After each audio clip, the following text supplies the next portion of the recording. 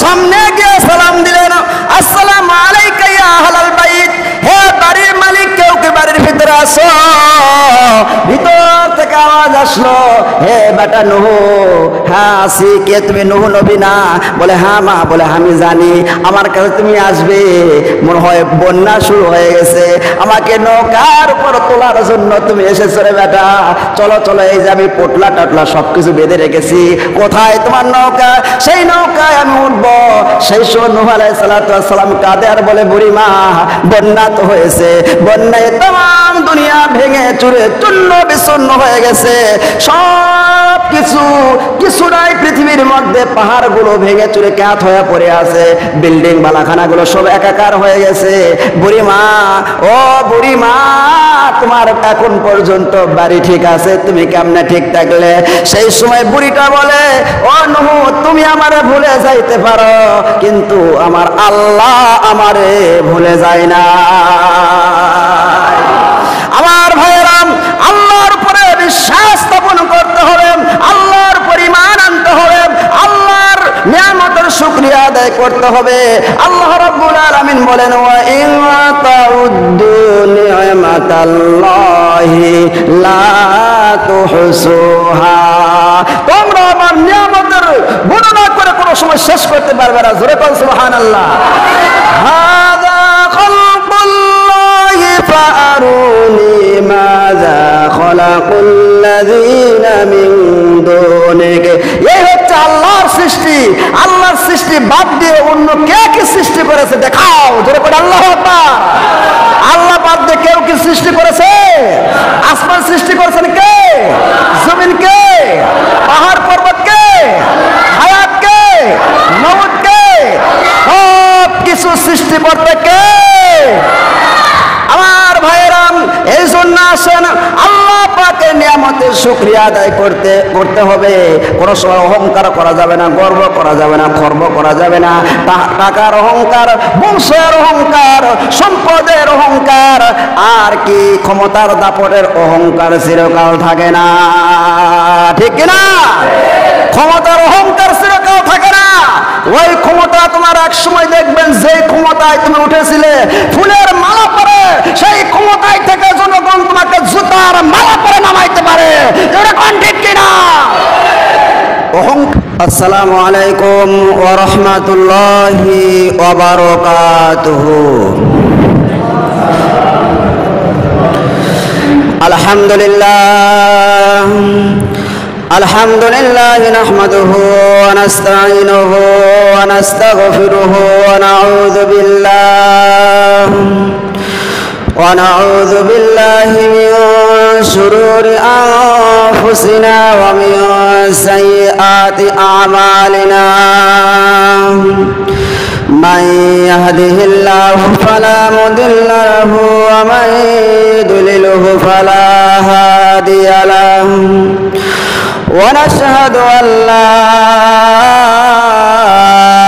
إله إلا الله وحده لا شريك له، ونشهد أن سيدنا وسندنا وحبيبنا وحبيب طبيبنا ومولانا محمدا عبده ورسوله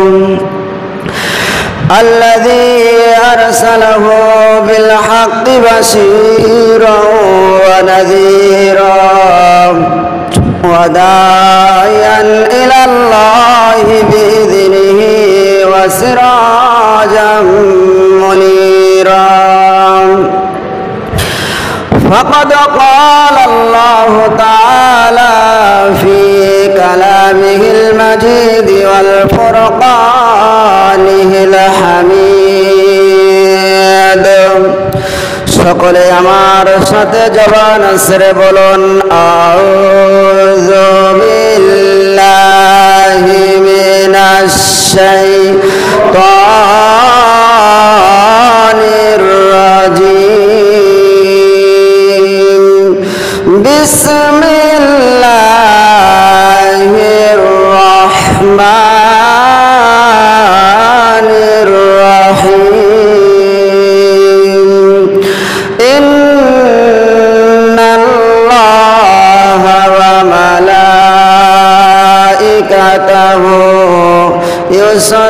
يصلون على النبي يا أيها الذين آمنوا صلوا عليه وسلموا تسليما درود اللهم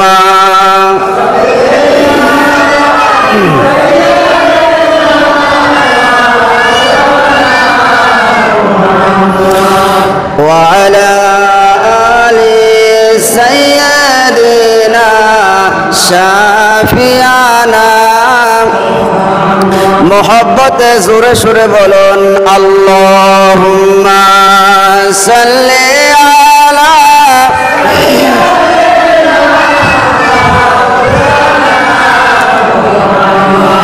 وعلى آل سيدنا شافعنا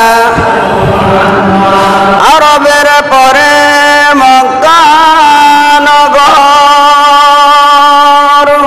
যেথায় মা আমেনার ঘর খোদার করুণায় কাউসার হয়ে ঝরসে হেতায় বারংবার আল্লাহুম্মা সাল্লি আলা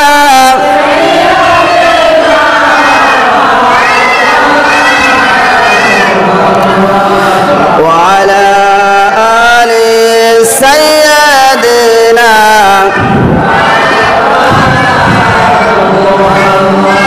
আলহামদুলিল্লাহ সর্বাগ্রে সর্বপ্রথম সেই মহান আল্লাহ পাকের দরবারে লাখ কোটি শুকরিয়া জ্ঞাপন করে নেই যে মহান রব্বুল আলামিন আমাদেরকে ভালোবেসে পছন্দ করে মনোনীত করে আল্লাহ পাকের ঘরের মধ্যে এসে বসে কোরআন এবং হাদিস থেকে কিছু কথা বলা এবং শোনার তৌফিক দান করলেন সেই মাবুদের দরবারে একবার কালিমাতু শুকরিয়া আদায় করি সকলে জবান ছেড়ে পড়ে নেই আলহামদুলিল্লাহ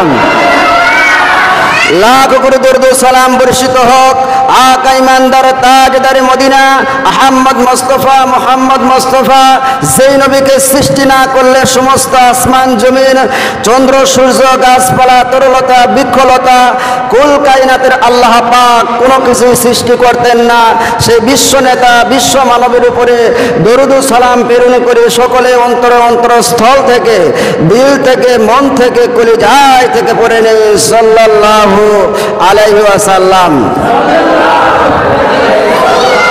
প্রিয় সুধী সমাজ আপনার সকলে কেমন আছেন?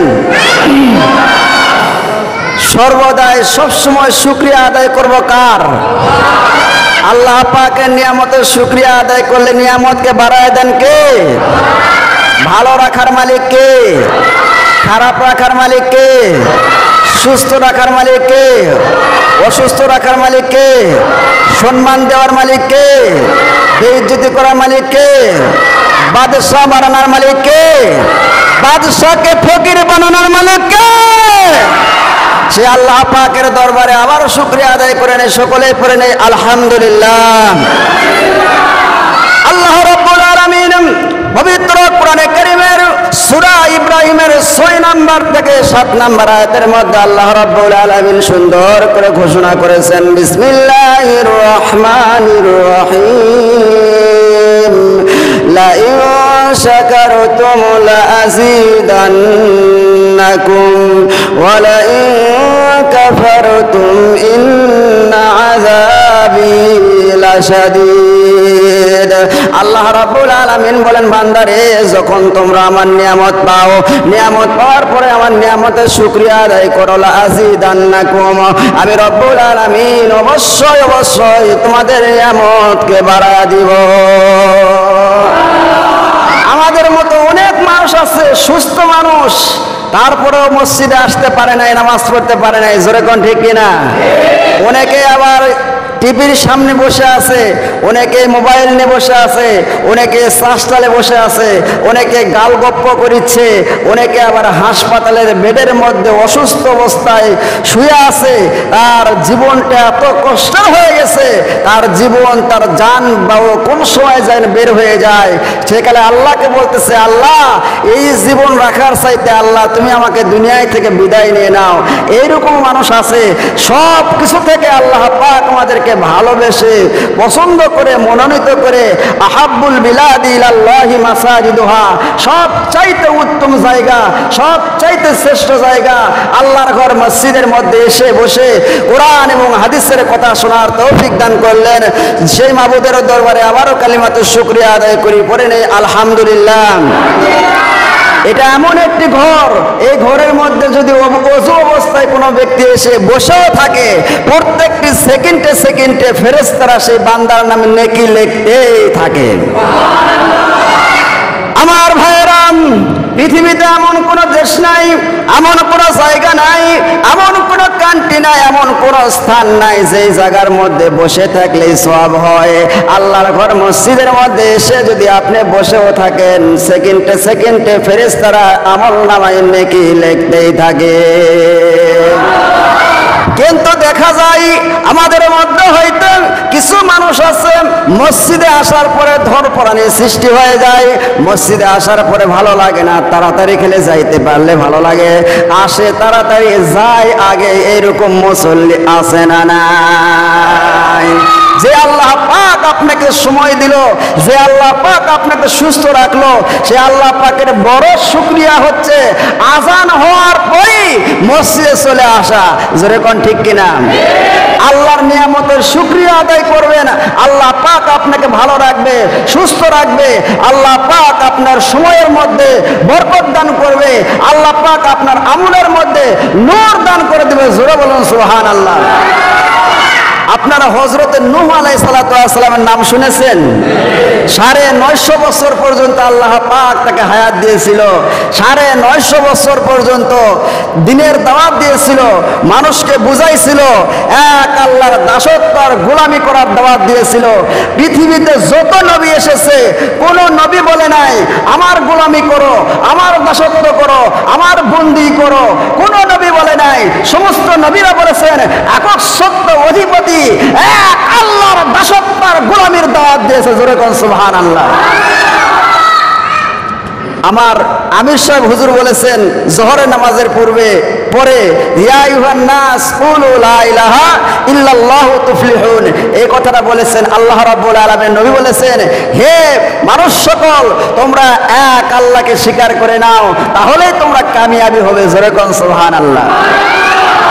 আল্লাহর নবী হযরত নূহ আলাইহিস সালাতু ওয়াস সালাম তার জাতির লোকদেরকে দাওয়াত দিলেন, এক আল্লাহর দাসত্ব আর গোলামি করো, একক সত্য অধিপতি এক আল্লাহ, সে আল্লাহর দাসত্ব আর গোলামি করো, তাহলে দুনিয়াতেও শান্তি পাবে, মরণের পরেও তোমরা শান্তি পাইবে। কিন্তু মানুষেরা মানলো না। 950 বছর পর্যন্ত দাওয়াত দিল, মানে না, মানুষেরা মানে না। আমার ভাইয়েরা, হযরত নূহ আলাইহিস সালাতু ওয়াস সালামকে দেখার পরে সেই জাতির লোকেরা তাকে পাথর নিক্ষেপ করে, তাকে মারধর করে, থুতো দেয়, তাই গালমন্দ করে। এমনকি নূহ আলাইহিস সালাতু ওয়াস সালাম দিনের যখন দাওয়াত দিয়ে যায়, নূহ নবীকে দেখার পরে তারা চোখের সামনে পর্দা আটকায় দেয়, কানের মধ্যে আঙ্গুল দেয়, যাতে করে নূহ নবীর কোনো কথা না শোনা যায়। পাথর মারতে মারতে আল্লাহর নবী নূহ আলাইহিস সালাতু ওয়াস সালামের সমস্ত শরীর রক্তাক্ত করে ফেলে দেয়।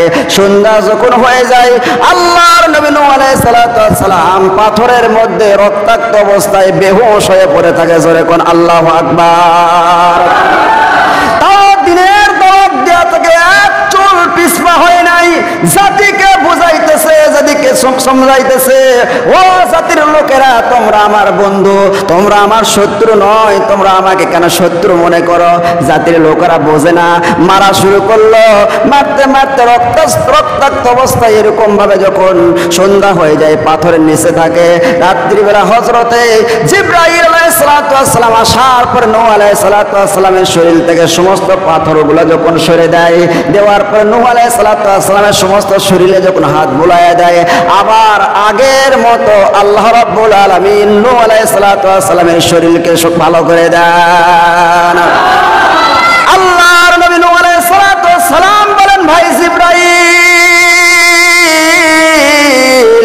আগামীকাল আমার কি কাজ রে ভাই? জিবরাইল ফেরেশতা বলে আজকে আপনি যে কাজ করেছেন আগামীকালও এই একই কাজ আপনার জন্য বরাদ্দ। সুবহানাল্লাহ। আল্লাহ রাব্বুল আলামিন কোরআনে কারীমের মধ্যে বলেছেন, ইয়া আইয়ুহাল রাসূল বাল্লিগ মা উনজিলা ইলাইকা মির রাব্বিকা ওয়া ইল্লাম তাফআল ফামা বাল্লাগতা রিসালাতা ওয়াল্লাহু ইয়াসিমুকা মিনান নাস। হে নবী, আপনার উপর যে দায়িত্ব অর্পণ করা হয়েছে সেই দায়িত্বটা মানুষের কাছে পুরোপুরি ভাবে দাওয়াত দেন। যদি তার মধ্যে হইতে একটি বাক্য কম বেশি থাকে তাহলে দিনের দাওয়াত দেওয়া সম্পন্ন হবে না। আমার ভাইরাম, হযরতে নূহ আলাইহিস সালাম বিরক্ত হয়ে গেলেন, জাতির লোকেরা তার কথা মানে না। 950 বছর দাওয়াত দেওয়ার পরে নূহ আলাইহিস সালাম রাগ করে আল্লাহর কাছে দোয়া করলেন, আল্লাহ এই জাতিকে আমি ঠিক করতে পারতেছি না রে আল্লাহ, এই জাতিকে ধ্বংস করে দাও, এদের সন্তানকে ধ্বংস করে দাও, এদের পোয়াপন ডিম বাচ্চা আন্ডা যা আছে সব কিছু আল্লাহ তুমি ধ্বংস করে দাও। আল্লাহ রাব্বুল আলামিন হযরতে নূহ আলাইহিস সালামের দোয়াকে কবুল করলেন। আল্লাহ পাক বললেন, নূহ রে তুমি একটা নৌকা বানাও, একটা কিস্তি বানাও। আল্লাহর নবী নূহ আলাইহিস সালাম নৌকা বানানো শুরু করে দিলেন। ভরা দুপুরে টটর রোদের মধ্যে আল্লাহর নবী নূহ আলাইহিস সালাম নৌকা বানায়। মানুষরা জিজ্ঞাসা করে, নূহ রে এই রোদের মধ্যে তুমি নৌকা কেন বানাও? নূহ আলাইহিস সালাম বলেন যে নৌকা বানাইতেছি আল্লাহ রাব্বুল আলামিন প্লাবন দিবে, বন্যা দিবে, तमाम দুনিয়া ধ্বংস হয়ে যাবে, এই জন্য নৌকা বানাইতেছি। জাতির লোকেরা কয় তোমার আল্লাহরও মাথা খারাপ, তোমারও মাথা খারাপ, এত রোদের মধ্যে কি বন্যা হতে পারে? নূহ আলাইহিস সালাম নৌকা বানায়। এমন সময় একটা বৃদ্ধা মহিলা নূহ আলাইহিস সালামের কাছে আসার পরে বললেন, হে নূহ বেটা তুমি কি বানাও, কি করো তুমি এখানে? বলে যে মা আমি নৌকা বানাইতেছি। বলে কেন নৌকা বানাইতেছো? বলে যে আল্লাহ রাব্বুল আলামিন গজব দিবেন, আল্লাহ রাব্বুল আলামিন বন্যা প্লাবন দিয়ে तमाम দুনিয়া ধ্বংস করে দিবেন, এই জন্য আমি নৌকা বানাইতেছি। যারা আল্লাহ পাকের উপর ঈমান আনবে, আমাকে নবী বলে স্বীকার করবে, তাদেরকে এই নৌকার উপর তোলা হবে, তারাই শুধুমাত্র নিরাপদ থাকবে। সেই সময় ওই বুড়ি মানুষটা বলে ফেললো, হে নূহ বেটা আমি আল্লাহ রাব্বুল আলামিনকে এক আল্লাহ বলে স্বীকার করলাম, তোমাকে নবী বলে আমি স্বীকার করে নিলাম। ও বেটা শুনে রাখো, জেনে রাখো, আমি বৃদ্ধ মানুষ, আমি তো সব সময় বাহির হইতে পারি না, কোন সময় বন্যা হবে প্লাবন হবে আমি তো জানি না রে বেটা। যেই সময় বন্যা শুরু হয়ে যাবে সেই সময় আমার একটু খবর দেও, আমি তোমার নৌকায় যাতে করে উঠতে পারে। নূহ আলাইহিস সালাম বললেন, ঠিক আছে বুড়িমা, ঠিক আছে, সমস্যা নাই, যেই সময় বন্যা শুরু হবে সেই সময় আপনাকে ডেকে নৌকার উপরে তুলব। আমার ভাইয়েরা, হযরতে নূহ আলাইহিস সালামের জেহেন থেকে, মেজাজ থেকে, মাথায় থেকে, ব্রেন থেকে এই বুড়ির কথাটা ভুলে যায়। আল্লাহ রাব্বুল আলামিন 40 দিন পর্যন্ত বন্যায় পানি দেয়, এমন পানি হওয়া হয় तमाम দুনিয়া মাটির নিচে, तमाम দুনিয়া পানির নিচে চলে যায়, পাহাড় পর্বতগুলো কাঠ হয়ে পড়ে যায়, বিল্ডিং বালাখানাগুলো সব ভেঙে চুরে একাকার হয়ে গেছে। নূহ আলাইহিস সালাম সব কিছু জোড়ায় জোড়ায় নৌকার উপরে তুলেছে, সব কিছু জোড়ায় জোড়ায় তোলার উপরে 40 দিন পর্যন্ত নৌকা পৃথিবীর আনাচে কানাচে এরকম ঘুরলো। ঘোরার পরে যখন পানিটা 40 দিন পরে কমে গেল, জ্যোতি পর্বতে গিয়ে যখন পাহাড়টা আটকে গেল, জ্যোতি পর্বত পাহাড়ের কাছে গিয়ে যখন নৌকাটা আটকে গেল, নূহ আলাইহিস সালাম নৌকায় থেকে নামলেন। নামার পরে মনে হলো একজন বুড়ি মানুষ তো আল্লাহর উপর ঈমান এনেছিল, আমাকে নবী বলে স্বীকার করেছিল, তার কথাটা আমি ভুলে গিয়েছি, সে তো মারাই মনে হয়ে গিয়েছে, সে যে আমাকে বলেছিল তাকে খবর দেই নাই, এই কারণে তো আমি আসামি হয়ে গেছি। রব্বুল আলামিন তুমি আমারে মাফ করে দাও। হাঁটি হাঁটি পা পা করে বুড়ির বাড়ির দিকে যাইতেছে।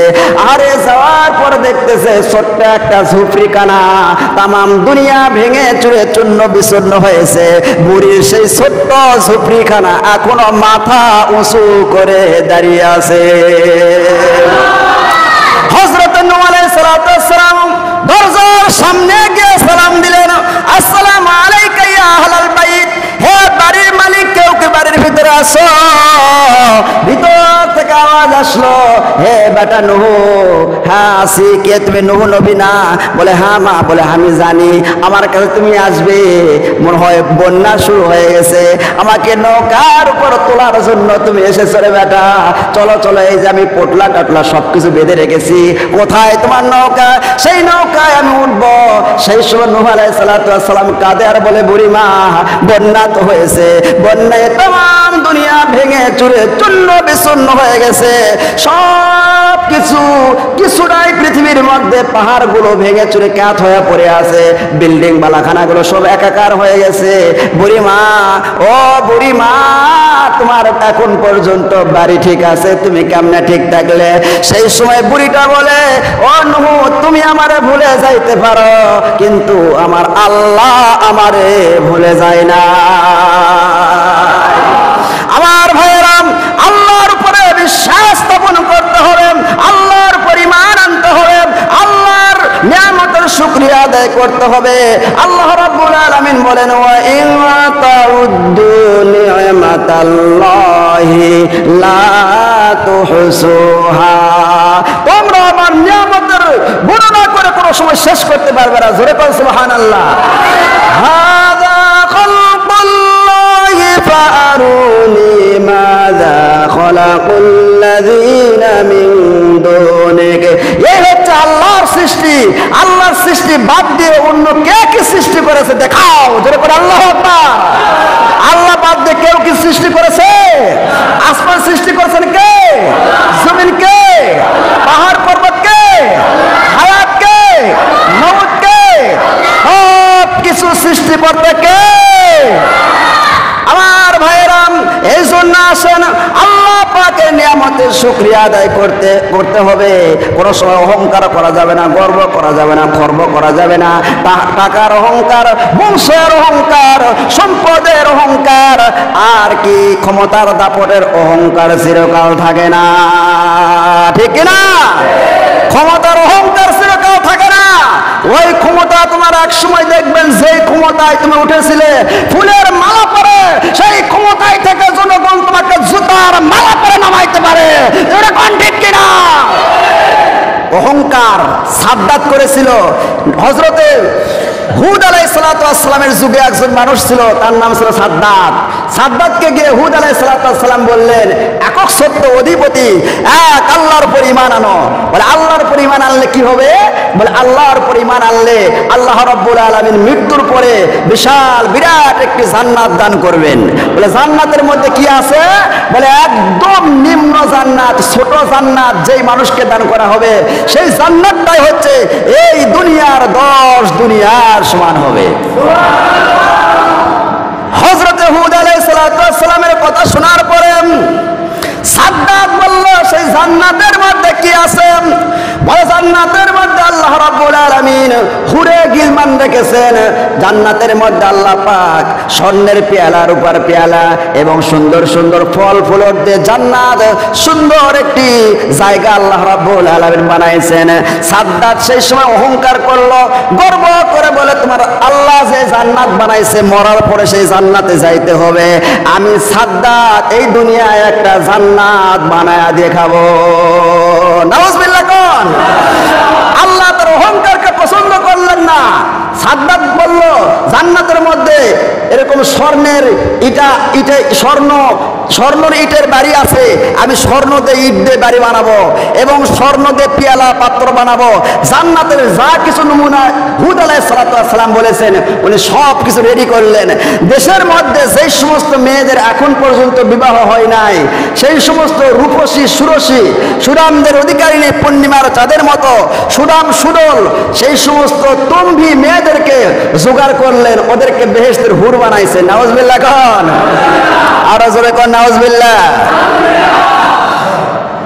আর দুনিয়ার মধ্যে সেই সময় যত জায়গা ছিল, সমস্ত জায়গায় সাদ্দাত বাদশাহ ছিল। সাদ্দাত বলল, যত স্বর্ণ হীরা মানিক মুক্তা আছে দেশের মধ্যে সবগুলো জোগাড় করা শুরু করে দাও। আর দেশের মধ্যে স্বর্ণ হীরা মানিক মুক্তাগুলো তার যেগুলো সঙ্গপাঙ্গ আছে, সেলা সামসিকা আছে, বোঝেন নাই, তারা জোগাড় করা শুরু করে দিল। এমন সময় একটা বৃদ্ধা মহিলার বাড়িতে গিয়েছে, যাওয়ার পরে বলতেছে বাড়িতে কিছু আছে? সামান্য এক টুকরা স্বর্ণ আছে বুড়ির কাছে।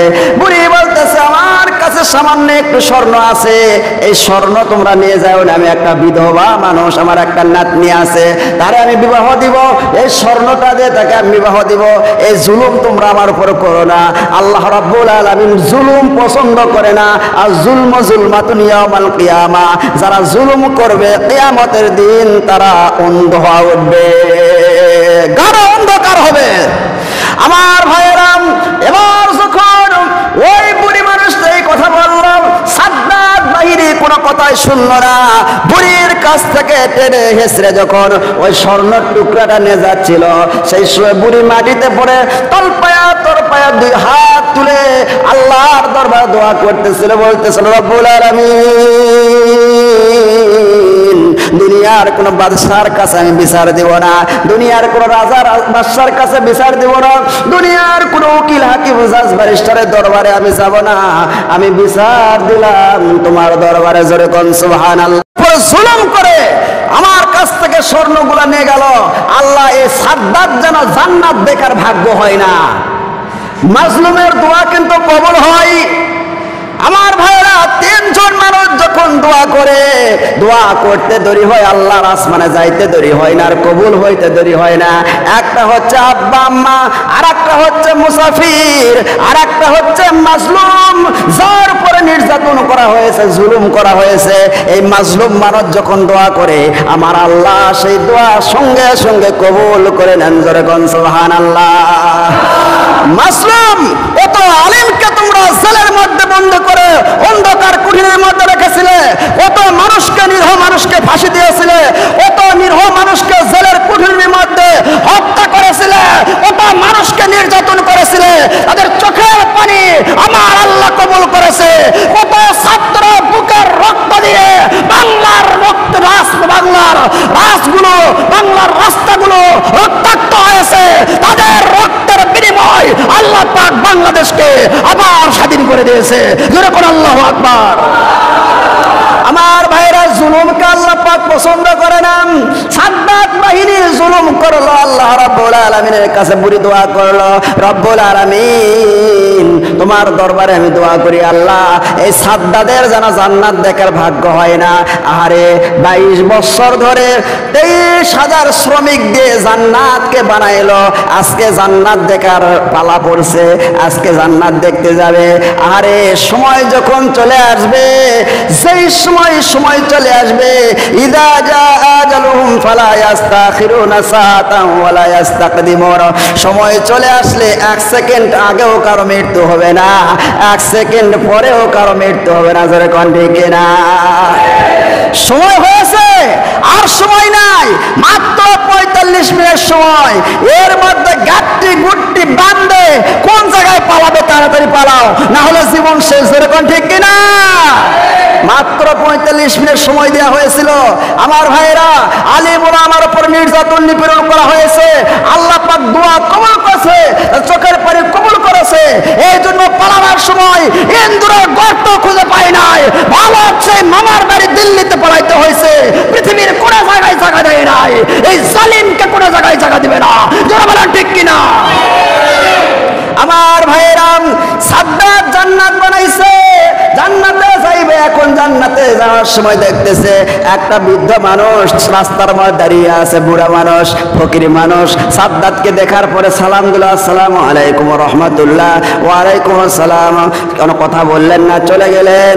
যাওয়ার পরে জান্নাতের গেটের কাছে যখন চলে গেছে, জান্নাতের গেটের কাছে যাওয়ার পরে এবার ওই বুড়া মানুষকে গেটের কাছে আবার দেখা যায়। সুবহানাল্লাহ কোন?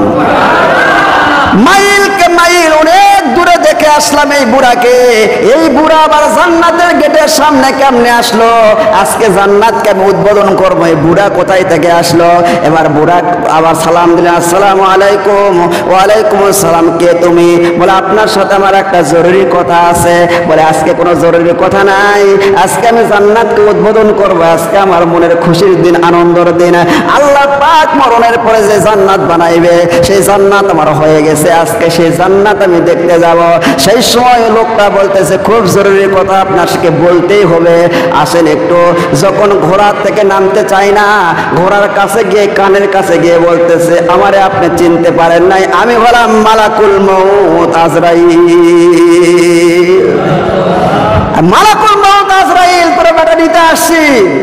তখন বলতেছে, ভাই এত শোক করে জান্নাত বানাইছি রে ভাই, আমার একটাবার একটু ঢুকতে দে, তাহলে জান্নাত দেখে তারপর তুই জান কবজ করবি। সেই সময় সাদ্দাত জান্নাত দেখার জন্য ঘোড়া থেকে লাফ দিয়েছিল, কিতাবের মধ্যে এসেছেন। এক পা জমিনে পড়েছে, আর এক পা ঘোড়ার উপরে আছেন। এমন অবস্থায় আল্লাহ রাব্বুল আলামিন তার ফেরেশতা আজরাইলকে বলে, আজরাইল রে, সময় হয়ে গেছে, সাদ্দাদের জান কবজ করে নিয়ে আয়। আমার ভাইরা, সময় যখন আসবে সেই সময় আর সময় দেওয়া হবে না। ওয়ানফিকু মিম্মা রাযাকনাকুম মিন ক্বাবলি আন ইয়াতিয়া আহাদাকুমুল মাউত ফায়াকুল রাব্বি লাউলা আখখারতানি ইলা আজালিন করিব। যখন নির্ধারিত সময় হয়ে যাবে, আজরাইল আসে যখন জান কবজ করতে চাবে, সেই সময় বলবে, ভাই আজরাইল, আমার একটুখানি সময় দে ভাই, আমার যা কিছু আছে, সম্পদ, টাকা পয়সা, সব কিছু আমি আল্লাহকে দিয়ে দিব। আজরাইল মারবে এক থাপ্পড়, এই বেটা তোর কি আছে রে? সারা জীবন আমার আমার বলে তুই মাতবরি করছস, মরার সময় কর যে আমার যা আছে, তোর কি আছে? সবটা আল্লাহর। সব কার? আরো জোরে বলেন। আল্লাহর নাম নিতে শরম লাগে? জোরে বলেন, শরম লাগে? লজ্জা লাগে? দুনিয়ার কোন নেতা নেত্রীর নাম নিচ্ছেন? তাম দুনিয়ার একক সত্য অধিপতি এক আল্লাহর স্লোগান দিতে মুসলমানের কোনো ভয় নাই। জোরে করে আল্লাহু আকবার। আরো জোরে বলেন আল্লাহু আকবার। সময় যখন হয়ে যাবে সেই সময় আর সময় দেওয়া হবে না। আমার ভাইরা, সে ভেবেছিল, সে মনে হয় আজরাইলের সাথে কি এগ্রিমেন্ট করে আসছিল, 2041 সাল পর্যন্ত আমারে কেউ নামাইতে পারবে না। জোরে কোন ঠিক কিনা? তুমি জানো না, যাদেরকে নিয়ে তুমি মন্ত্রী পরিষদ গঠন করেছো, তোমার চতুর সাইডে ছিল নাস্তিক। জোরে কোন ঠিক কিনা? রাম আর বামপন্থীরা তোমার চতুর সাইডে ছিল, সব সময় তোমার ক্ষতি চাইছে, কিন্তু তোমার শত্রুকে তুমি চিনতে পারো নাই। আলেম ওলামাদেরকে, নিরহ আলেমদেরকে তুমি জেলখানায় বন্দি করেছো, এটাই তোমার সবচাইতে বড় ভুল। জোরে কোন ঠিক কিনা? बर्बाद गुलिस्तान के लिए एक ही उल्लू काफी है, गुलिस्तान के हर शौक के उल्लू बैठे हैं, अंजामे क्या गुलिस्तान होगा। যদি ফুল বাগানের মধ্যে একটা হুতুম পেশা বসে, তাহলে ফুল বাগানের সৌন্দর্য নষ্ট হয়ে যায়। আর প্রত্যেকটি ডালে ডালে যদি হুতুম পেশা বসে, ফুল বাগানের অবস্থা কি হবে আল্লাহ ভালো জানে। ধরে কোন ঠিক কিনা? শিক্ষামন্ত্রী, স্বাস্থ্যমন্ত্রী, যত রকম মন্ত্রী আছে, আইন মন্ত্রী, সবগুলোই নাস্তিকদেরকে নিয়ে, রাম আর বামদেরকে নিয়ে সরকার গঠন করেছিল। মুসলমানের একটা কথাও শুনে নাই, মুসলমানের বিরুদ্ধে আচরণ করে তার বাপের হাজার হাজার লক্ষ লক্ষ কোটি টাকা খরচ করে মূর্তি তৈরি করেছিল। সেই মূর্তি এখন মাটির সাথে ধূলিসাৎ করে দেওয়া হলো। যারা বলেন ঠিক কিনা? কার টাকা দিয়ে করেছো? এই জনগণের পকেটে ট্যাক্সের টাকা দিয়ে তুমি এগুলো করেছো। যারা কোন ঠিক কিনা? হেফাজতে ইসলাম এই কথাগুলো বলেছিল। হেফাজতে ইসলামদের অনেক আলেম উলামাদেরকে এই মূর্তির বিরুদ্ধে কথা বলার জন্য অন্ধকার কুঠিরের মধ্যে নিয়ে বছরের পর বছর সেখানে বন্দি করে রাখা হয়েছিল। যেরকম ঠিক কিনা? মানুষ ইতিহাস থেকে শিক্ষা অর্জন করে না। সাদ্দাদের যে অবস্থা হয়েছে, সেই অবস্থা যদি মনে করতো তাহলে এরকম করতো না। যেরকম ঠিক কিনা? এক মন্ত্রী তো বলেই বসলো, দেশের জনগণ খাইতে পারতো সোয়াবিন তেল 200-250 টাকা কেজি, আলু 80 টাকা, আর কি গরু গোস্ত 800-900 টাকা কেজি। আর মন্ত্রী কয় কি বাংলাদেশের জনগণ জান্নাতের মধ্যে আছে। আমার সেই সময় মনে পড়ে গেল সাদ্দাদের কথা এর জবানে আসে গেছে। যেরকম ঠিক কিনা? ফেরাউন, নমরুদ, আবু জেহেল, উতবা, শাইবা, বড় বড় কাফেররা কোরআনের বিরুদ্ধে, ইসলামের বিরুদ্ধে, আলেম ওলামার বিরুদ্ধে, নবীদের বিরুদ্ধে আচরণ করার কারণে আল্লাহ পাক তাদেরকে ধ্বংস করে দিয়েছে, তার প্রমাণ আমাদের দেশের 90 ফেরাউন ধ্বংস হয়ে গেল। যারা বলেন ঠিক কিনা? আমি মাঝে মধ্যে বলি, একটা জঙ্গলের মধ্যে একটা সিংহ আর একটা নেকড়ে আর একটা শিয়াল, এই তিনজনে অনেক কষ্ট করে তিনটা শিকার করছে। একটা হলো হরিণ, আর একটা হলো গাভী, আর একটা হচ্ছে খরগোশ। শিকার করার পরে এখন সিংহ বলতেছে, আমি তো মহারাজা, আমি তো ভাগ না করে খাইতে পারি না, এই বেটা নেকড়ে ভাগ কর। নেকড়ে বলতেছে, মহারাজা এটা ভাগ করার আর কি আছে, এই যে খরগোশ বেটা পাতি শিয়াল খাক, আর হরিণ আমি নেকড়ে খাই, আর গাভী আপনি বড়, আপনার দেহ বড়, আপনি গাভী খান। এই কথা বলার সঙ্গে সঙ্গে একেবারে একটা থাপ্পড় মারছে, বেটা এই অসম বন্টন নীতি তোর কে, এই বেটা তোর কে নীতি করতে বলছে, এই কথা বলে একটা থাপ্পড় মারছে, আর ওই নেকড়ে কাল্লা 10 হাত দূরে পড়ছে। এখন পাতিশিয়ালকে বলতেছে, পাতিশিয়াল তুই ভাগ কর। পাতিশিয়াল বলতেছে, মহারাজা এটা ভাগ করার কি আছে, আপনি সকালবেলা খরগোশ দিয়ে ব্রেকফাস্ট করবেন, আর লাঞ্চ করবেন হরিণ দিয়ে দুপুরবেলা, আর রাত্রিবেলা ডিনার করবেন গাভী দিয়ে। তখন বলতেছে, ক্যারে বেটা শিয়াল, তোর এত সুন্দর বন্টন নীতি তোর কে শিখাইলো? বলে, এই যে কিছুক্ষণ আগে যে কাল্লা দিয়ে গেল, সে আমার এই বন্টন নীতি শিখায় গেছে। যেরকম ঠিক কিনা? কিছুক্ষণ আগে যে কাল্লা দিয়ে গেছে, সে আমার শিক্ষা দিয়ে গেছে। এখান থেকে শিক্ষা, আবু জেহেলের যে অবস্থা হয়েছে, নমরুদের যে অবস্থা হয়েছে, ফেরাউনের যে অবস্থা হয়েছে, সাদ্দাদের যে অবস্থা হয়েছে, এই 90 ফেরাউনের সেই অবস্থা আল্লাহ রাব্বুল আলামিন করেছেন। জোরে বলা ঠিক কিনা? আমরা কোন ধর্মের মানুষকে ছোট করি না, আমরা কোন ধর্মের মানুষকে ছোট মনে করি না। হিন্দু, খ্রিস্টান, বৌদ্ধ, নাসারা সব ধর্মের মানুষেরা আমাদের দেশে নিরাপদ থাকবে। কারো ধর্মকে ছোট করে মুসলমান কথা বলে না। জোরে বলেন সুবহানাল্লাহ। আল্লাহর হাবিব বিশ্ব নবী জনাব মুহাম্মদুর রাসূলুল্লাহ সাল্লাল্লাহু আলাইহি সাল্লাম সাহাবী کرامদেরকে নিয়ে বসে আছেন রাস্তার সাইডে। এমন সময় একটা লাশ নিয়ে যাইতেছে। ওই লাশ দেখার পরে, মরা লাশকে দেখার পরে আল্লাহর হাবিব বিশ্ব নবী জনাব মুহাম্মদুর রাসূলুল্লাহ সাল্লাল্লাহু আলাইহি সাল্লাম দাঁড়ায় গেলেন। সাহাবায়ে কেরাম বললেন, ইয়া রাসূলুল্লাহ, ইয়া হাবিবাল্লাহ, এটা একটা ইহুদির লাশ, আপনি কেন দাঁড়ায় গেলেন? আল্লাহর নবী বললেন, ইহুদি হোক আর খ্রিস্টান হোক আর বৌদ্ধ হোক আর নাসারা হোক, সে তো মানুষ, মানুষকে সম্মান করে দাঁড়ায় গেছে। ধরে কোন সুবহানাল্লাহ। বড় ধর্ম সহিংস জাত আমাদের, আমরা মুসলমান, আমরা সাম্প্রদায়িক সম্প্রীতি রক্ষা করে চলি। আমরা সাম্প্রদায়িক দাঙ্গা বাংলাদেশের মধ্যে নাই। যদি সাম্প্রদায়িক দাঙ্গা মন্দিরের মধ্যে হামলা করে, তাহলে ধর্ম নিরপেক্ষ মতবাদ তারাই করে, মুসলমান করে না। জোরে বলেন ঠিক কিনা? তারাই করে নাম দেয়, নিজেরা কাঁঠাল খায়, আর একজনের মাথার উপরে কাঁঠাল ভাঙে। জোরে কোন ঠিক কিনা? নিজেরা খায়, ভাঙে আর একজনের মাথার উপরে। মুসলমান আর ইসলাম ধর্মের অনুসারী যারাই আলেম ওলামা, তারা কোনো সময় মন্দির ভাঙে না, তারা কোনো সময় মূর্তি ভাঙে না, তারা আর মূর্তি পাহারা দেয়। জোরে কোন সুবহানাল্লাহ। আমার ভাইয়েরা, ভারতবর্ষের মধ্যে একজন বাদশা ছিল, বাদশার নাম ছিল বাদশাহ নুরউদ্দিন মোহাম্মদ জাহাঙ্গীর। বাদশাহ নুরউদ্দিন জাহাঙ্গীরের কাছে একটা বুড়ি মানুষ আসলো বিচার নিয়ে। বাদশাহ নুরউদ্দিন জাহাঙ্গীর বললেন, বুড়ি মা, কিসের বিচার, কি জন্য এসেছেন আপনি মা? এবারে বুড়ি বলতেছে, বাবা আমি একটা হিন্দু মানুষ। আমি এটা কি বাবা? ভারতবর্ষ উপমহাদেশের এই আপনার পাকিস্তান, ভারত, এই বাংলাদেশ সব মিলে যখন এক ছিল, বাদশাহ নুরউদ্দিন জাহাঙ্গীর এই সেই সময় মুসলমান একজন শাসক ছিল। জোরে কোন সুবহানাল্লাহ। আপনারা কি ভাবতেছেন ভারতবর্ষ হিন্দুদের রাষ্ট্র? না, মুসলমানরা 800 বছর পর্যন্ত শাসন করেছে। জোরে বলেন আল্লাহু আকবার। তাজমহল, শীষমহল, লাল কেল্লা সব কিছু মুসলমানের হাতে তৈরি।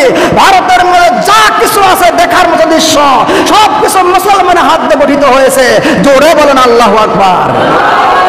আমার ভাইয়েরা বলতেছে, বুড়িমা কি জন্য এসেছেন? বলে, বাবা আমি বিচার নিয়ে আসছি। আমি একটা হিন্দু মানুষ, আমার ছেলে আর্মিতে চাকরি করে, আমার ছেলে বিবাহ করে, নতুন বিবাহ করে সে আর্মিতে যোগদান করেছে। সে এখন বর্তমান সে ট্রেনিংয়ে আছে। আমার বাড়িতে একটা সুন্দরী একটা পুত্রবধূ আছে। প্রত্যেকটা রাত্রে একটা যুবক গিয়ে ডিস্টার্ব করে। সে প্রত্যেক রাত্রে গিয়ে ডিস্টার্ব করে, মনে হয় আজকে রাত্রে আমার পুত্রবধূর সে ইজ্জত নিয়ে ফেলবে, সেই জন্য বিচার নিয়ে আসছি। আমি হিন্দু মানুষ বলে কি আমার বিচার হবে না? বাদশাহ নুরউদ্দিন জাহাঙ্গীর কোনো কথা বলতেছেন না।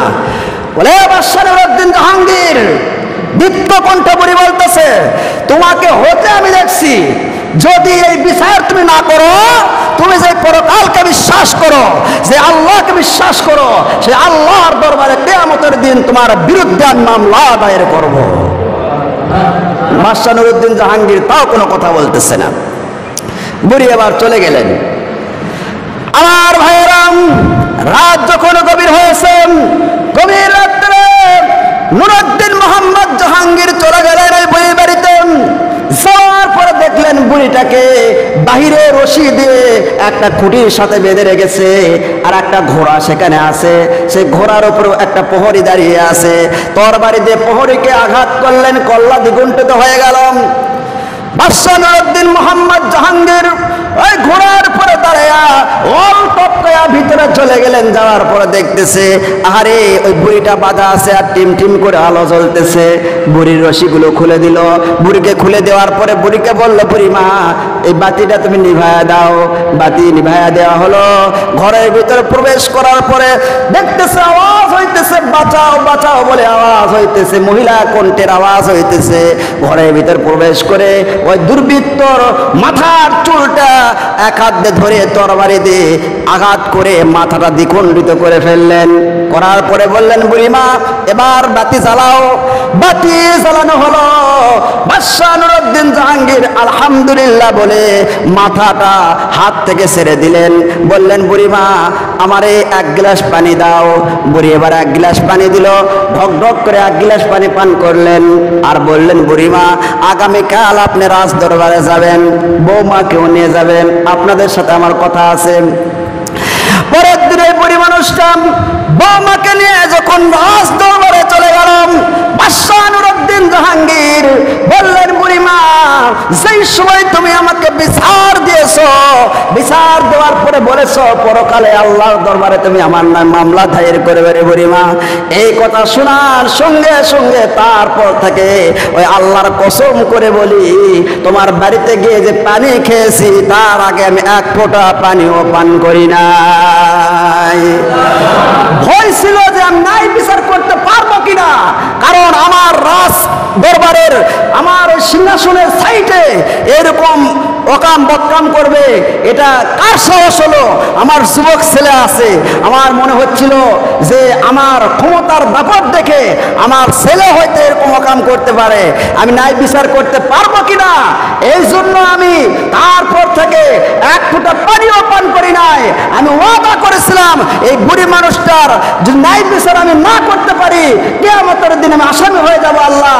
এই জন্য ন্যায় বিচার করার আগে আমি এক ফোঁটা পানিও পান করবো না। জোরে করে আল্লাহু আকবার।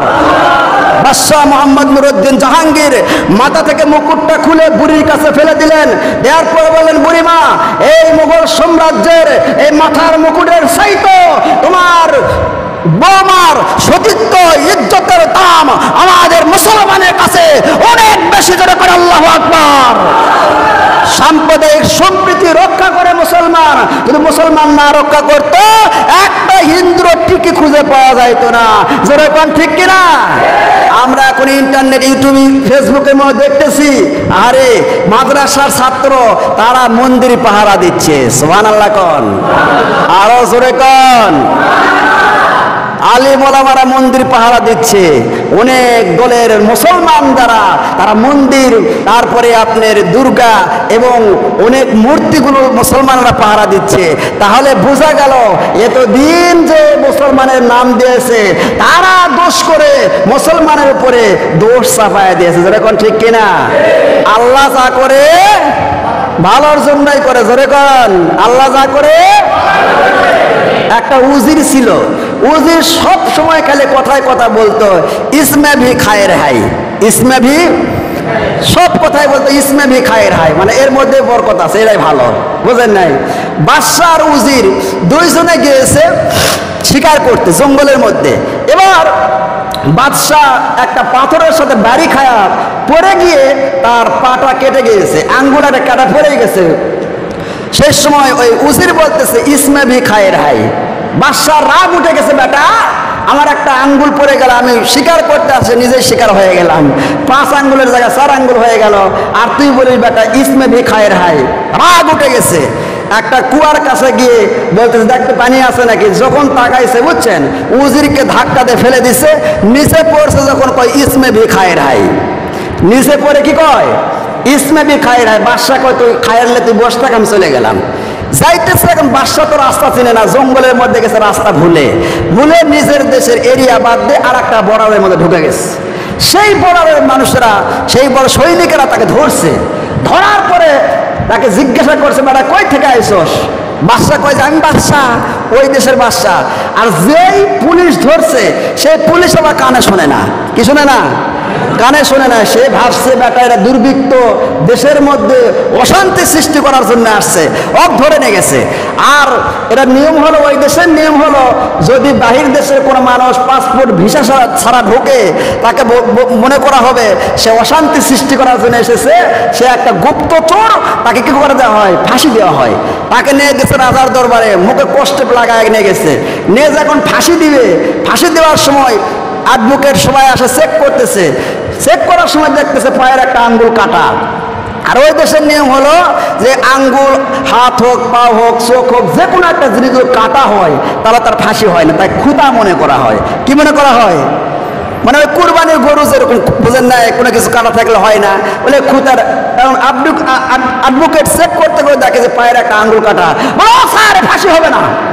বলে কে? বলে পায়ের আঙ্গুল কাটা। তো মুখের কষ্টে খুলে দিছে, এই বেটা তুই কোথা থেকে আসছস? বলে আমি বাদশাহ। কিসের বাদশাহ তুই? বলে পাশের দেশের আমি বাদশাহ। তুই কেমনে আসলি? তুই কেমনে আসলি? বলে যে এই যে পুলিশ ধরছে, কানে শুনে না, আমি বারবার করছি, আমি বাসায় কেউ শোনেই না, আমার ধরে নিয়ে আসছে। তখন বলতেছে বেটা তাহলে তুই আইসস কে? তখন বলতেছে আমি তো ভুলে রাস্তা ভুল করে আসছি। বলে খবরদার এরকম যেন আর না হয়, যা। ওকে মানে স্বাগতম জানায়, ওয়েলকাম জানায় ওর দেশ থেকে বাহির করে দিছে। ও এখন জঙ্গলত আসে, ওই কুয়া থেকে। আমি যাওয়ার সময় বলছে আমাকে একটা বড় রশি দেওয়া লাগবে। কি দেওয়া লাগবে? আর দড়ি দেওয়া লাগবে। কেন? বলে একটা ভালো মানুষকে কুয়ার মধ্যে ফেল দিয়ে আসছি। এই সময় আর দড়ি দিছে, দড়ি নিয়ে আসে ওই কুয়ার মধ্যে দিছে। দেওয়ার পরে ওই এখন দড়ি ধরে বলছে ইসমে ভি খায়ের হাই। বলে ওট ওট, তাড়াতাড়ি ওঠ। আর উপর তোলার পরে বলতেছে যে যখন তুলছে তখন ইসমে ভি খায়ের হাই। তখন বলছে আসলে খায়ের, যদি আমার পা না কাটতো ভাই, তুই বলছিলি ইসমে ভি খায়ের হাই, পা আঙ্গুল কাটা না থাকলে আমি এইরকম বৃত্তান্ত পাশের দেশে আমি গেছিলাম, আমার তো ফাঁসি দিত। এই আঙ্গুল কাটার জন্য আমাকে বলেছে যে আমি খুঁতা, আমার ফাঁসি দেয় নাই, ইসমে ভি খায়ের হাই। বলেছে হ্যাঁ আমি পানির মধ্যে পড়ছি, ইসমে ভিও খায়ের হাই। আমি যদি ওখানে ধরা পড়তাম, আমার তো শরীরে কোনো কাটা কোটা নাই, তোর বাদ আমার ফাঁসি হইতো। যেরকম ঠিক কিনা আমার ভাইয়েরা? এই জন্য আল্লাহ যা করে, জোরে কয় না বাবা, আল্লাহ যা করে ভালোর জন্য করে। 1971 সালে যখন যুদ্ধ হয়েছে, সেই সময় যখন পাকিস্তান হানাদার বাহিনী বাংলাদেশের মধ্যে আক্রমণ করেছে, সেই সময় বাংলাদেশের সমস্ত নারী, পুরুষ, বৃদ্ধ, বনিতা, যুবক, যুবতী, কিশোর, কিশোরী, ছোট বড় ছেলে মেয়ে সকলে অস্ত্র হাতে নিয়ে হানাদার বাহিনীকে দেশ থেকে তাড়াইয়া বাংলাদেশকে স্বাধীন করেছে। জোরে বলেন ঠিক কিনা? এই কথা কেউ অস্বীকার করে না। সেই সময় এসেছিল পাকিস্তানের পাঞ্জাব থেকে কিছু বাহিনী এসেছিল। তারা আসার পরে দেশের মধ্যে ঘুরতেছে, দেখে একটা ছেলে জাম গাছে উঠে জাম খাচ্ছে। এখন পাঞ্জাব বলতেছে ইয়া লড়কা দরख्त में क्या करो, হে ছেলে গাছের উপরে কি করো? তখন ওই ছেলে বলতেছে दरख्त में জাম खाता हूँ, আমি গাছের উপর উঠে বসে কি খাই? জাম খাই। বলে জাম क्या चीज है, জাম কি জিনিস? তখন বলছে বেটা दरख्त में आओ, মজা করে লেকে খাও, গাছের উপর উঠো, মজা করে খাও। আর পাঞ্জাব এটা বুঝে না, ওর দেশে তার জাম নাই। এখন গাছের উপর উঠছে, ওঠার পরে এখন কালা সাদা যা পাই তাই খাই, বোঝেন নাই? এখন সাদা খায় মুখ কষে ভরে গেছে। শকুন বলতেছে এ বদবখ্ত ইয়া কি চিজ খাতা হো, এ কি জিনিস খাস তোরা, মুখ আমার কষে ভরে গেছে। তখন এখন ওই ছেলে বলতেছে কালা কালা जितना पाएंगे उतना भी खाएंगे, কালো কালো যা পাবে তাই খাবে, বেটা তুই সাদা খাস কে? খাওয়া বুঝিস না? বাপ মা খাওয়া শিখাই নাই, কালা কালা খা। ওই এখন কালা যেটা পায় সেটাই খায়। এখন ওই জামের উপরে পড়ছে একটা কালা ভোমরা, জামের উপর পড়ছে কি আর কালা ভোমরা পড়ছে, বুঝছেন? এখন ওই তো পাকিস্তানে আর জানে না, ওই ভোমরা পড়ছে আর আঙ্গুর তো ছাগল কলা লম্বা লম্বা আঙ্গুর যখন পড়ছে ভোমরা, কালা ভোমরা ভিতরে একটা ভ করতেছে, বুঝছেন না? ওই এখন করছে ভো করো আর ভা করো নেহি সুরঙ্গি, যেতনা কালা পাएंगे उतना भी खाएंगे। ভো করো আর ভা করো, ছাড়বো না, যা পামো তাই খামো। এই দেশের সেই কাফের সরকার এরকম করেছিল। এক সময় দেখা গিয়েছিল জামাতি ইসলামকে যেই সময় ধরা শুরু করে দিয়েছিল, হেফাজতে ইসলাম বসে বসে আঙ্গুর খায়। এই হেফাজতে ইসলামকে যখন ধরা শুরু করে দিল, বিএনপি সবার বসে বসে আঙ্গুর খায়। বিএনপি যখন ধরা শুরু করে দিল, সেই সময় ছাত্র সমাজ সাধারণ জনগণ বসে বসে আপেল কমলা খায় আর মিষ্টি মিষ্টি কথা বলে। ছাত্র সমাজের উপর যখন আঘাত আনলো, এক এক করে সব মানুষকে নির্যাতন করেছে। এমন কোনো মানুষ নেই যেই ডিপার্টমেন্টের যেই যে কাজ করেছে, প্রত্যেকটি মানুষকে এই কাফের সরকার নির্যাতন করেছে। যারা বলেন ঠিক কিনা? এই কালা কালা যেতনা পাইছে সেতনা বি খাইছে। যারা বলেন ঠিক কিনা? এমন খাওয়া খাইছে, এমন খাওয়া খাইছে, আহারে হজম করতে পারতেছে না। এখন হজম শক্তি কমে গেছে। আর দেশের টাকা, মানুষের টাকা, এগুলো সম্পদকে অর্জন করেছে, কুক্ষিত করেছে। এগুলো টাকা নিয়ে যাওয়ার ভাগ্য হয় নাই। প্রত্যেকটা দিন কোটি কোটি টাকা ধরা পড়তেছে। তারা দেশের জনগণে কেমনে ভালো যাবে? সব কিছু চলে হলো জনগণের ট্যাক্সের টাকায়। হঠাৎ করে এখন জিনিসের দাম কমে গেল, কেমনে কমে যায়? এই সিন্ডিকেট গুলো যারা অর্জন করেছিল, পেঁয়াজের দাম হুট হুট করে বেড়ে যায়। যেরকম ঠিক কিনা? হঠাৎ করে খবর পায় গেল লবণের দাম বাড়ছে। কিসের দাম? আসলে দাম বাড়ে নাই, বুঝছেন? আমাদের এলাকা থেকে বস্তাকে বস্তা গুডাউন খালি, গুডাউন কি হয়ে গেছে? খালি হয়ে গেছিল। এর আগে আপনার খবর পান নাই? পরে শুনতেছেন না লবণের দাম আসলে বাড়েনি, বুঝলেন? হঠাৎ করে বাড়লো মরিচের দাম। কিসের দাম? এখন বাংলাদেশের মানুষের দুই জায়গায় খালি তেজ দেখায়। কয় জায়গায় তেজ হলো? দুই জায়গায়। একটা মরিচের দোকানে যায়, দোকানদার কয় টাকা কেজি? 300 টাকা। এক পোয়া দে, বোঝেন নাই? এক পোয়া নিয়ে আসে, বক কয় কম করে খা, দাম বেশি। এই দুই জায়গায় কাল তেজ আসছিল, এই তেজটা মারে দিয়েছিল সরকার। যেরকম ঠিক কিনা? সেই তেজ সরকারকে দেখাছে জনগণেরা, জনগণেরা দেখাইছে। বাংলাদেশের জনগণ লত হতে জানে না। দরকার পড়লে বুকের তাজা রক্ত দিয়ে বাংলার জমি লাল করে দিবে, বাতিলের কাছে মাথা নত করবে না। এই হচ্ছে বাংলার জনগণ। জনগণ ঠিক কিনা? আমার ভাইরা, একটা মানুষের যা জিকির করা হয়েছে 16 বছরে, আমার আল্লাহ যদি এরকম জিকির করত, আমার আল্লাহ এই নেতাদের উপরে জান্নাতকে ওয়াজিব করে দিত। এরকম ঠিক কিনা?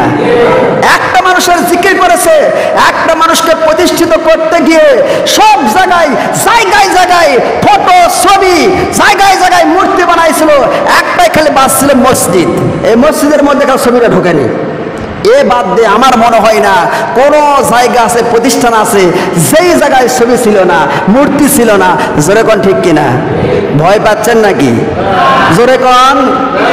এখন তো সরকার নাই, যেই সময় সরকার ছিল সেই সময় আমি বুক ফুলাইয়া এই বাতিল সরকারের, কাফের সরকারের বিরুদ্ধে কথা বলেছি। জোরে কোন আল্লাহু আকবার। তাহলে ভাবেন না যে মসজিদে চিৎকার মারতেছি। মসজিদে যদি বাঘের মতো চিৎকার মারি, মাঠে ময়দানে আমরা সিংহের মতো চিৎকার মারতে জানি। জোরে বলেন আল্লাহু আকবার। বাতিলের কাছে আমরা মাথা নত করি না। এই মাথা বিক্রি করতে আমরা জানি না। এই নাকারে কপাল শুধুমাত্র কেবলমাত্র একমাত্র আল্লাহর কাছে নত হয়, কোন সরকারের কাছে, বাতিলের কাছে নত হয় নাই, হবেও না। জোরে বলেন আল্লাহু আকবার। এই হক কথা বলার জন্য যদি ফাঁসি হয় তবুও রাজি আছি। হক কথা বলা যদি এটা অন্যায় হয়, এই অন্যায়টা মৃত্যু পর্যন্ত করতে রাজি আছি। জোরে বলেন আল্লাহু আকবার। সিংহর মতো 1 ঘন্টা আমরা বাঁচতে চাই, আর বিড়ালের মতো 500 বছর বাঁচার, 1000 বছর বাঁচার কোনো দাম নাই। জোরে বলেন ঠিক কিনা? একটা মানুষকে প্রতিষ্ঠিত করতে গিয়ে, আরে একটা মানুষের যে জিকির করা হয়েছে, আমার আল্লাহর যে জিকির করতো, ওলিয়ে কামেল হয়ে গেল। জোরে কোন ঠিক কিনা? সব জায়গায় বঙ্গবন্ধু, সব জায়গায় বঙ্গবন্ধু। বিদেশ থেকে একজন পর্যটক আসছে, আসার পরে যখন বঙ্গবন্ধু সেতুর উপর দিয়ে যাচ্ছে, তোমাদের দেশে এত বড় সেতু? বলে হ্যাঁ আছে তো। ওর নাম কি? বলে বঙ্গবন্ধু সেতু। বাহ, ভালো তো। ঢাকা শহরে প্রবেশ করেছে, বিশাল বড় বড় বিল্ডিং, বালাখানা, রাত্রে ফ্লাশ লাইট জ্বলতেছে। জিজ্ঞাসা করছে এই বিল্ডিংগুলোর নাম কি? বলে বঙ্গবন্ধু এভিনিউ। বলে বাহ, ভালো তো। কিছু দূর যাওয়ার পর দেখতেছে স্টেডিয়াম, খেলা হচ্ছে রাত্রিবেলা। বলছে ওর নাম কি? বলো বঙ্গবন্ধু স্টেডিয়াম। বঙ্গবন্ধু বিদেশি কয় যে তাহলে খেলা তো দেখতেই হয়, বিদেশ থেকে আসছি এই দেশে, এই খেলা কেমন? বঙ্গবন্ধু স্টেডিয়ামে ঢুকছে। ঢোকার পরে বলে কি খেলা হচ্ছে? বলে বঙ্গবন্ধু টুর্নামেন্ট। এখন বসতে খেলা দেখতেছে, বিদেশের কপাল খারাপ, বসতে খেলা দেখতেছে। খেলায় তো হার জিত আছে, যারা হারছে তারা পাথর মারা শুরু করছে। ইট আর পাথর মারতে একটা পাথর আসে ওই বিদেশের কপালে লাগছে, সেখানে পরে বেহোশ। হাসপাতালে লেগেছে। যাওয়ার পরে হুঁশ যখন ফিরছে, চোখ মেলে বলতেছে ভাই আমি এখন কোথায়? বলে হাসপাতালে। বলে ভাই কোন হাসপাতালে? বলে বঙ্গবন্ধু হাসপাতালে। বলে ভাই আল্লাহর কসম করে বলে ভাই আমি বলে আর বঙ্গবন্ধু কবরস্থান আর মাটি জানতেস না, সব জায়গায় বঙ্গবন্ধু বঙ্গবন্ধু। জোরে কোন ঠিক কিনা? আমার ভাইয়েরাম, দেশের যখন বাদশা জুলুম করবেন, দেশের যখন রাজা জুলুম করবেন, সেই সময় দেশের মধ্যে অশান্তি হবে, দেশের মধ্যে বরকত কমে যাবে, দেশের রিজিকের মধ্যে বরকত কমে যাবে। আল্লাহ রাব্বুল আলামিন কোরআনে কারীমের মধ্যে বলেন ওয়ালাউ আন্না আহলাল কুরা আমানু ওয়াত্তাকাউ লাফাতাহনা আলাইহিম বারাকাতিম মিনাস সামাই ওয়াল আরদ। যেই জনপদের লোকেরা, যেই রাষ্ট্রের লোকেরা, যেই দেশের লোকেরা দুটি কাজ করবে, এক নাম্বার আমি আল্লাহকে ভয়, আমি আল্লাহর উপর ঈমান আনয়ন করবে। দ্বিতীয় নাম্বার আমি আল্লাহকে ভয় করার নীতি অবলম্বন করবে। আসমান এবং জমিনের সমস্ত রিজিকের দরজা আমি রব্বুল আলামিন খুলে দিব। যদি ভয় থাকতো দেশের জনগণের টাকা মেরে আর বিদেশে বেগমবাড়ি করতে পারতো না, দেশের জনগণের টাকা মেরে আর বিদেশে পাচার করতে পারতো না, দেশের জনগণের টাকা মেরে নিজে আর বাদশা রাজা হইতে পারতো না। যেরকম ঠিক কিনা? আল্লাহর ভয় নাই বিদায় এরকম পরিস্থিতি হয়ে গেছে। আল্লাহর ভয় বড় একটা জিনিস রে ভাই। ইন্না আক্রামাকুম ইনদাল্লাহি আতকাকুম। আল্লাহ রাব্বুল আলামিন বলে কিয়ামতের দিন আমি তোমাদের রূপ লাবণ্য দেখব না, আমি তোমাদের চেহারা দেখব না, আমি তোমাদের বংশ মর্যাদা দেখব না, আমি তোমাদের সৌন্দর্য দেখব না, আমি রব্বুল আলামিন দেখব তোমাদের মধ্যে কার কতটা তাকওয়া আছে। সুবহানাল্লাহ। আল্লাহ পাক দেখবেন তোমাদের অন্তরের তাকওয়া, কার কতটুকু তাকওয়া আছে। মানুষের উপর জুলুম, নির্যাতন, নিপীড়নের স্টিম রোলার চালায় দিয়েছিল। এই 16টা বছর মানুষেরা বুক ফুলে কোনো সময় কোনো হক কথা বলতে পারে নাই, মানুষের জবানকে স্তব্ধ করে দিয়েছিল এই কাফের সরকার। যারা বলেন ঠিক কিনা? বাইহাকি শরীফের মধ্যে এসেছেন আব্দুল্লাহ ইবনে আব্বাস রাদিয়াল্লাহু তাআলা বলেছেন, বাইহাকি শরীফ কিতাবুল ঈমানের মধ্যে লেখা হয়েছে যে একজন বাদশা গিয়েছিল শিকার করার জন্য, অনেক দূরে গিয়েছে জঙ্গলের মধ্যে। শিকার করতে যাওয়ার পরে সন্ধ্যা হয়েছে, সন্ধ্যাবেলায় একটা কাঠুরির বাড়িতে গিয়েছে। যা বলতেছে ভাই আমি একটা মুসাফির, পরিচয় দেয় নাই যে আমি বাদশা, এই পরিচয় দেয় নাই। আমি একজন মুসাফির, অনেক দূর থেকে এসেছি শিকার করার জন্য, রাত হয়েছে, আমি তো যাইতে পারতেছি না ভাই, আজকে রাত্রে আপনার বাড়িতে আমি একটু মেহমান হবার চাই। সেই সময় কাঠুরি বলল ঠিক আছে। কাঠুরিও ছিল দিনদার পরহেজগার। আমার ভাইরা বাইহাকি শরীফের মধ্যে এসেছে। কাঠুরি বলল ঠিক আছে, সমস্যা নাই। মেহমানদের আয়োজন করা হলো। সন্ধ্যাবেলায় তার অনেকগুলো গরু ছিল, ওই জঙ্গল থেকে গরুগুলো, গাভীগুলো খাওয়া দাওয়া করে যখন বাড়িতে চলে আসলো, গরুকে ধরার পরে সব গরুর দুধ দহন করতেছে। তার মধ্যে একটা গরু ছিল, একটা গরুর মধ্যে 30টা গরুর দুধ দহন করেছিল। জোরে কোন সুবহানাল্লাহ। বরকত দেওয়ার মালিক কে? খাওয়ানোর মালিক কে? পড়ানোর মালিক কে? রিজিক দেওয়ার মালিক কে?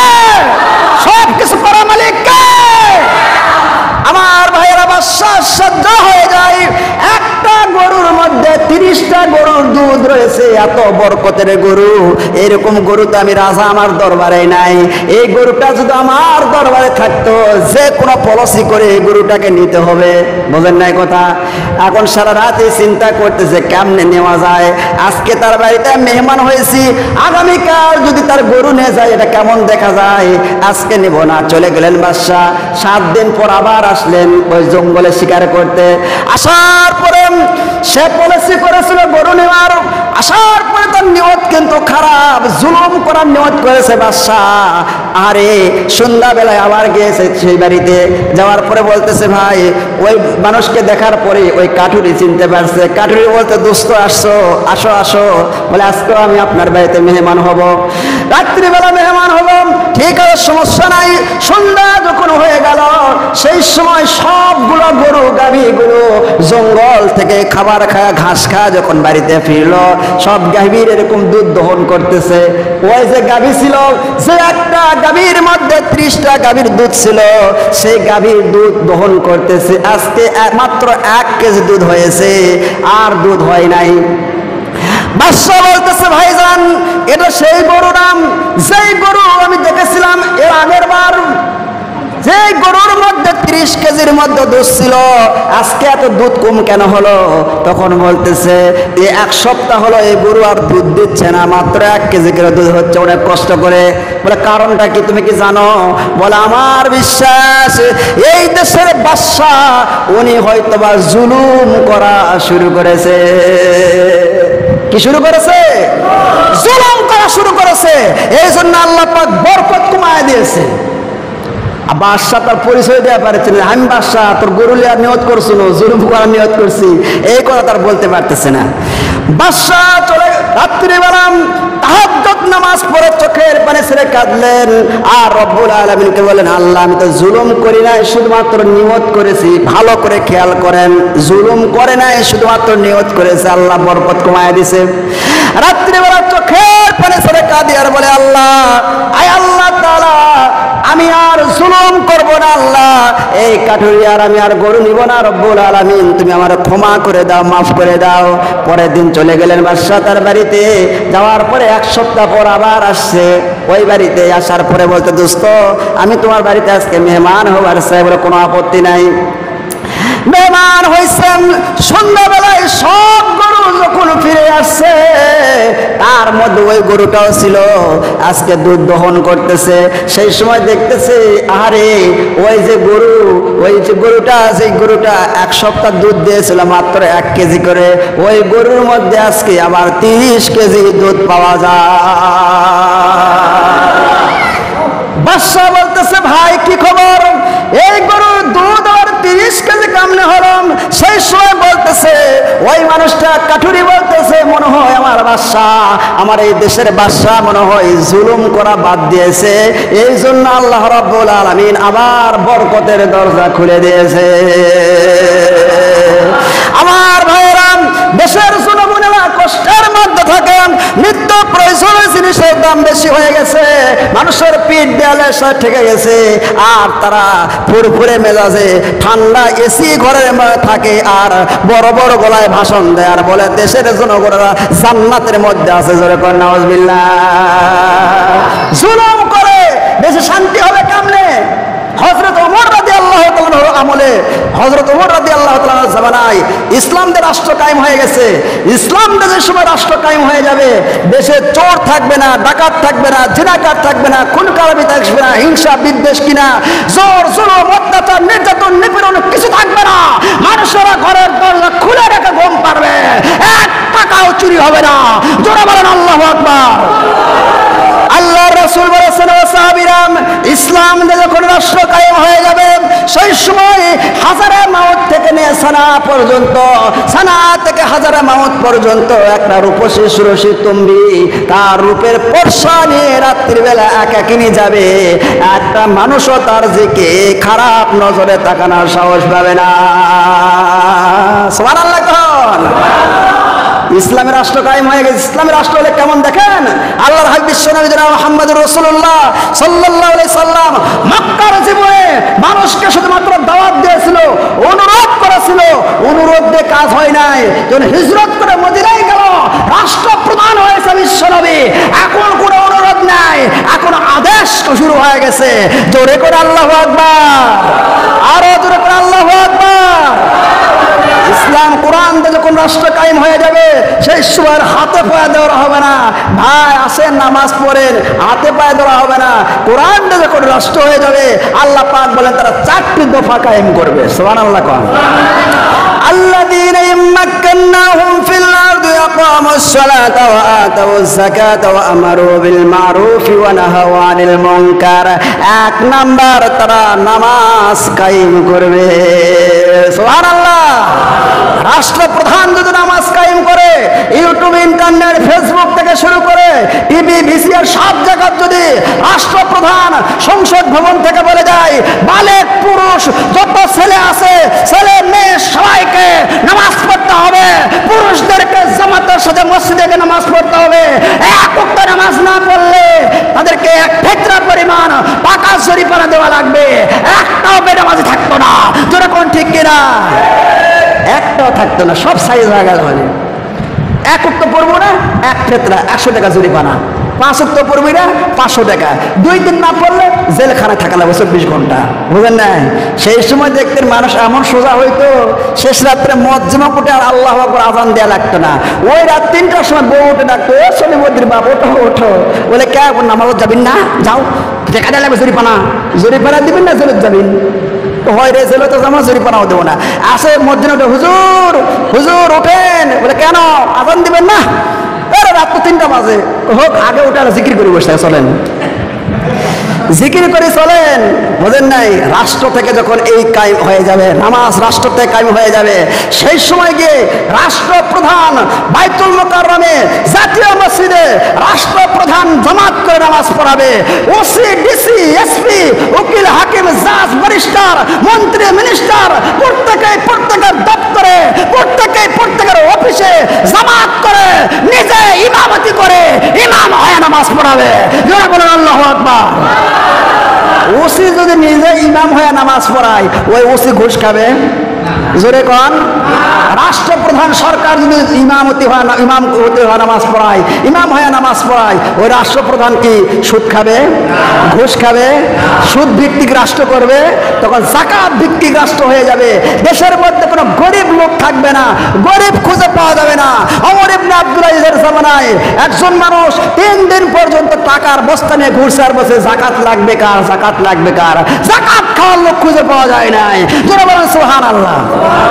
3 দিন পরে একটা গাছের নিচে ক্লান্ত হয়ে বসে আছে, গায়ে ধুলা বেলে পড়েছে, ক্লান্ত হয়ে গাছের সাথে হেলান দিয়ে আছে। এমনি সময় দেখে একটা লোক আমার বস্তা নিয়ে আসছে, আসে বলতেছে, ভাই আল্লাহ মিলাই দিছে ভাই তোমার। বলে কে? বলে ভাই 3-7 দিন পর্যন্ত আমি ঘুরতেছি ভাই, একটা লোক পাচ্ছি না। এই যে আমার ব্যাগের মধ্যে কিছু টাকা আছে, জাকাতের টাকা, এই টাকাটা ভাই আপনি নেন। ওই বেটা বাক্কেল, তুই কি ভাবছস আমার এই বস্তার মধ্যে জেলা খেতা আছে, ফেতরার টাকা আছে? আমার এই বস্তার মধ্যে পুরা বস্তা ভর্তি টাকা নেই। 1 দিন 2 নয়, সপ্তাহে কাল 7 দিন পর্যন্ত ঘুরতেছি, একটা লোক জাকাত খাওয়ার পাই নাই। জোরে বলেন আল্লাহু আকবার। বাংলাদেশের মাত্র 11 জন ধনী। কয়জন ধনী? 11 জন ধনীর কথা এর আগে লিস্টে এসেছিল। এই 11 জন ধনীর যদি তালিকা করে তাদের কাছ থেকে যাকাত নেওয়া হয়, বাংলাদেশে একটা ফকির মিসকিন থাকবে না। জোরে কোন সুবহানাল্লাহ।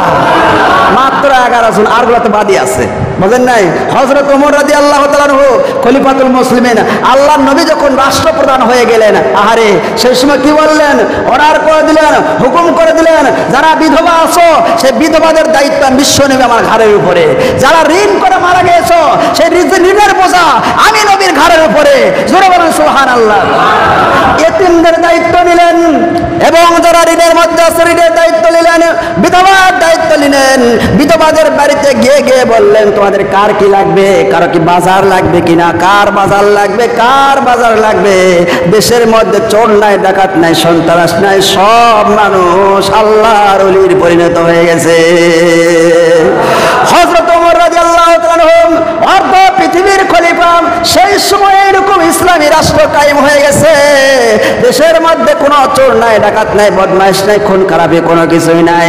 একদিন রাত্রিবেলা শেষ রাত্রে হযরত ওমর ঘুম থেকে উঠলেন তাহাজ্জুদ নামাজ পড়ার জন্য।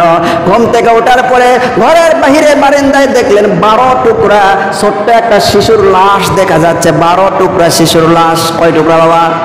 12 টুকরা শিশুর লাশ দেখার পরে হযরত ওমর আশ্চর্য হয়ে গেলেন। আমার দেশের মধ্যে কোরআন চলে, এই দেশের মধ্যে একটা শিশু সন্তানের 12টি টুকরা করেছে, কে মানুষ? আশ্চর্য হয়ে গেলেন, খুব চিন্তার মধ্যে পড়ে গেলেন। খবর পাচ্ছে না হযরত ওমর খলিফাতুল মুসলিমিন, খুব চিন্তার মধ্যে মাথায় হাত দিয়ে বসে আছে। এমন সময় একটা যুবতী, একটা মহিলা তার বাবাকে সঙ্গে করে নিয়ে ওমরের দরবারে চলে আসছে। হযরত ওমরকে বলেন, ওমর আপনি মনে হয় চিন্তা করতেছেন, রাত্রিবেলা যে একটা লাশ পেয়েছেন, 12 টুকরা একটা শিশুর লাশ পেয়েছেন, ওটা হচ্ছে আমার সন্তান। আর আমার সন্তানকে আমি মা হইয়া নিজে 12 টুকরা করে আপনার দরজার সামনে রেখে গেছি। হযরত ওমর বললেন, ইমাম তুমি কি জানো কি বলতেছ? বলে আমি সজ্ঞানে সদ ইচ্ছায় বলতেছি, সত্যি কথা বলতেছি, আমি আমার সন্তানকে আমি নিজে 12 টুকরা করে আপনার ঘরের বারান্দায় রেখে গেছি। বলে তোমার তো ফাঁসি হবে। বলে হ্যাঁ আমি জানি, আল্লাহ রাব্বুল আলামিন বলেছেন যদি তুমি কোনো অন্যায় করো দুনিয়ায়, সেই অন্যায়ের বিচার যদি দুনিয়ায় না হয়, সেই বিচারটা আল্লাহ পাক কিয়ামতের দিন ডবল করে করবে। জোরে কোন সুবহানাল্লাহ। হযরত ওমরকে বললেন, আমার সন্তানকে মারার কারণটা আপনি একটু শোনেন। আমার আব্বাকে নিয়ে আমি জঙ্গলে থাকি, একটা ঝুপড়ি ঘর তুলে সেই জঙ্গলের মধ্যে আমি আর আমার বাবা বসবাস করি। 4টা যুবক মানুষ সেখানে গিয়েছিল শিকার করার জন্য।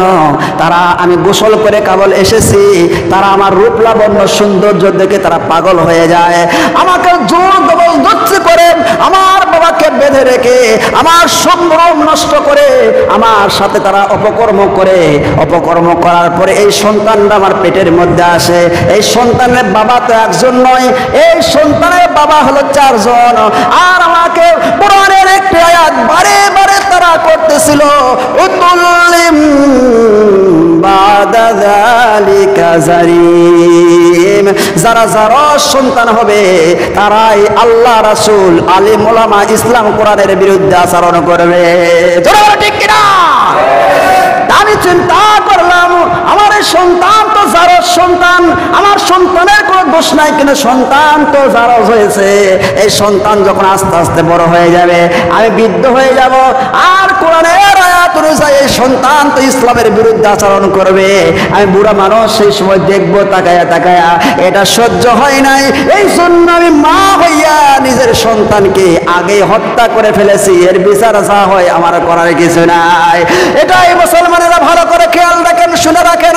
যারা ইসলামের বিরুদ্ধে কথা বলে, কোরআনের বিরুদ্ধে কথা বলে, আলেম ওলামার বিরুদ্ধে কথা বলে, মাদ্রাসা মসজিদের বিরুদ্ধে কথা বলে, নিঃসন্দেহে বুঝতে হবে ওদের জন্মের মধ্যে সমস্যা আছে, ওদের রক্তের মধ্যে সমস্যা আছে। জোরে জোরে বলুন ঠিক কিনা? আরে জোরে বলুন ঠিক কিনা? বলতো মায়ের, বলতো সন্তানেরা কোনো সময় আলেম ওলামা কোরআন হাদিস ইসলাম আল্লাহ রাসূলের বিরুদ্ধে আচরণ করতে পারে না। ও বলতো মায়ের, ওই যে সন্তানেরা কোরআনের বিরুদ্ধে, আল্লাহর বিরুদ্ধে, ইসলামের বিরুদ্ধে কথা বলে। জোরে বলুন ঠিক কিনা? আল্লাহ পাক আমাদের সকলকে তৌফিক দান করুন। আখির দান আলহামদুলিল্লাহ রাব্বিল আলামিন।